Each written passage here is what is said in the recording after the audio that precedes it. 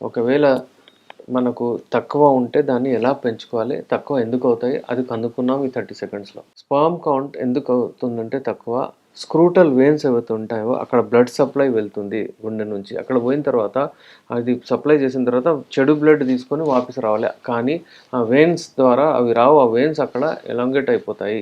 అక్కడ డైలేట్ అయిపోతాయి. దానివలన అక్కడ బ్లడ్ ఆగుతుంది. బ్లడ్ ఆగితే అక్కడ హీట్ డెవలప్ అవుతుంది. హీట్ డెవలప్ అవుతే ఆ స్పెర్మ్స్ చనిపోతాయి. అవి చాలా సున్నితమైనవి, సెన్సిటివ్ ఉంటాయి. అయితే ప్రెగ్నెన్సీలో చాలా ప్రాబ్లమ్ వస్తుంది. దాని క్వాలిటీ కూడా తగ్గిపోతుంది. ఇప్పుడు చూడండి, స్పెర్మ్ తగ్గిపోయిన తర్వాత స్పెర్మ్ కౌంట్ అవి దాంట్లో యాక్టివ్ స్పెర్మ్స్ ఉండవు. దాని వలన వైఫ్ అండ్ హస్బెండ్ కలుస్తారు. అప్పుడు స్పెర్మ్స్ అక్కడ పోయిన తర్వాత ఆ ఎగ్‌తో కలవవు. అయితే స్పెర్మ్ కౌంట్ తగ్గిపోతాయి. తగ్గిపోయిన తర్వాత ఈ ప్రాబ్లమ్స్ వస్తాయి.